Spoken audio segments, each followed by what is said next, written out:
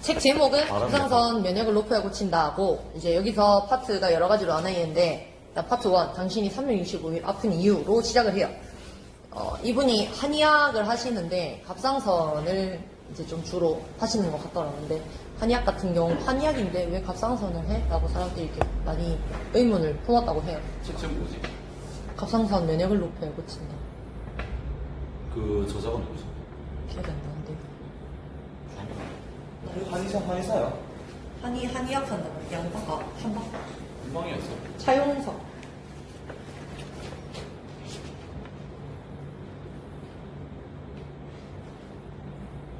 한의학. 한영이구나.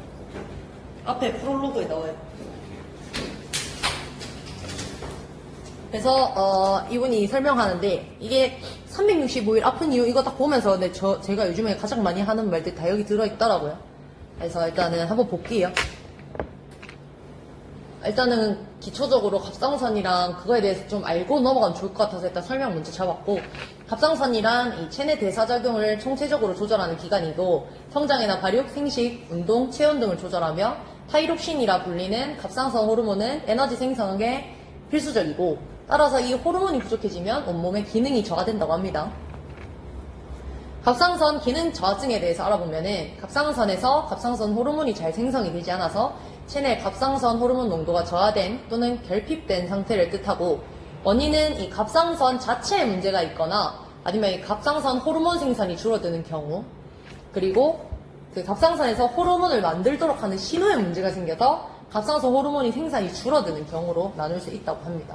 그러니까 갑상선 자체에 문제가 있거나 갑상선 호르몬을 만들어내는 이 신호에 문제가 있거나 그 둘 다 문제가 생겨서 어쨌든 이 갑상선 호르몬 생산이 줄어드는 경우, 이 두 가지 경우가 있다고 하고, 여기 보시면은 갑상선 저하증의 증상, 피로감을 느낀다, 손발이나 얼굴이 붓는다, 기억력이 떨어진다, 소화가 잘 안 되고 변비가 생긴다, 추위를 잘 탄다, 체중이 증가한다, 피부가 건조해진다, 손발 저림과 근육통이 생긴다.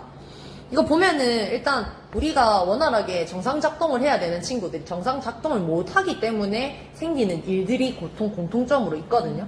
그래서 갑상선 기능 저하증에 대한 그런 것들은 이렇게 경우가 있다고 생각하시고, 기능 항진증이 있습니다.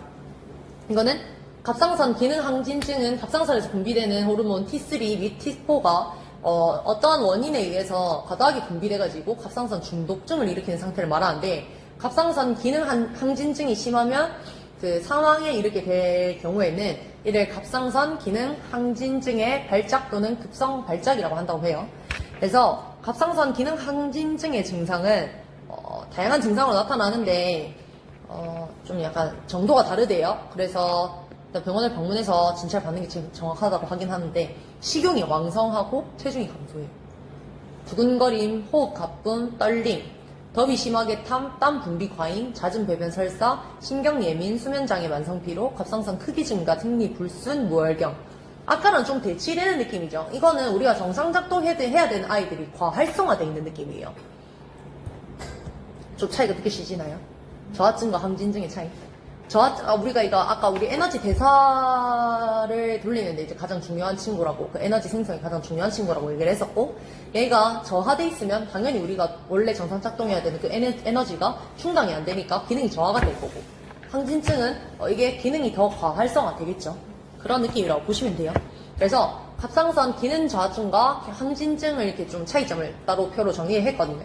그래서 피곤하고 식욕이 떨어졌는데 체중이 늘고 추위를 많이 타고 힘이 없는, 대체적으로 신진대사가 느려진 상태를 뜻하고, 그 노인의 경우에는 위 증상이 노화로 인한 증상으로 생각을 해가지고 감각이 쉽기 때문에 더욱 주의가 필요하대요.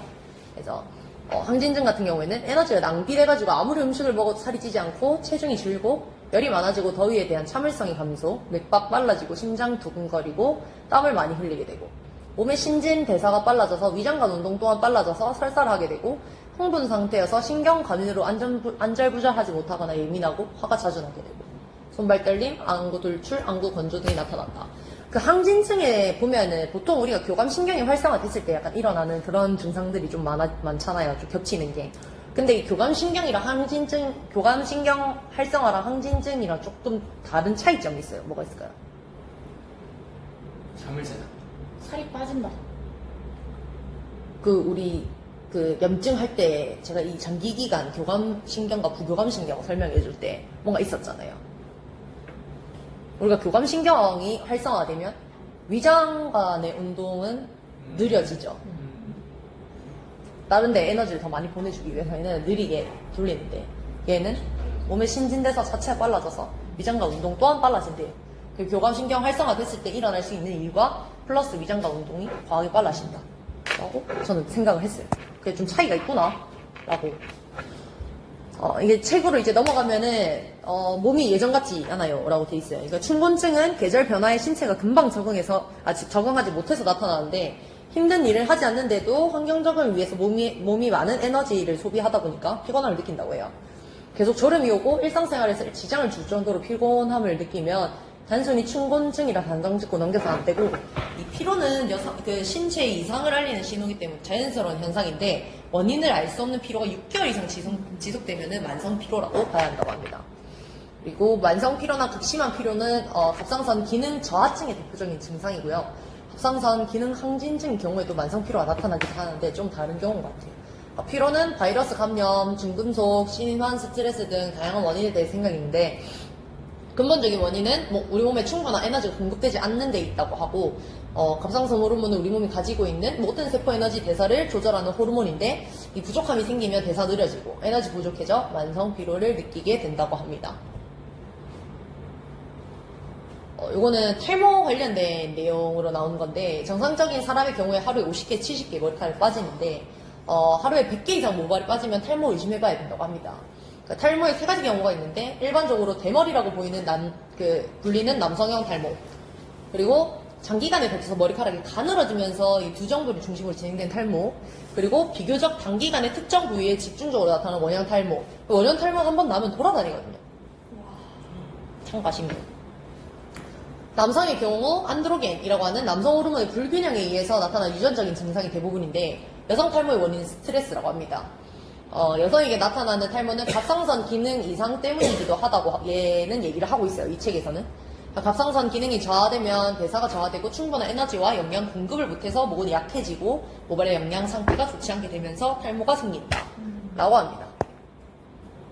탈모와 관련된 갑상선 증상 중에 가장 흔하고 대표적인 예는 모발이 쉽게 빠지고 머리카락뿐만 아니라 다른 부위에 있는 털도 쉽게 빠진다고 합니다. 그리고 모발 윤기를 잃어버리고 가늘어지며 잘 끊어지고, 갑상선 기능 저하증 같은 경우에는 눈썹 바깥쪽 3분의 1이 사라지는 증상, 갑상선 기능 저하증으로 인한 탈모는 만성 피로, 체중 증가, 추위, 수족 냉증, 우울증, 무기력증, 부종, 변비 등이 동반된다고 합니다.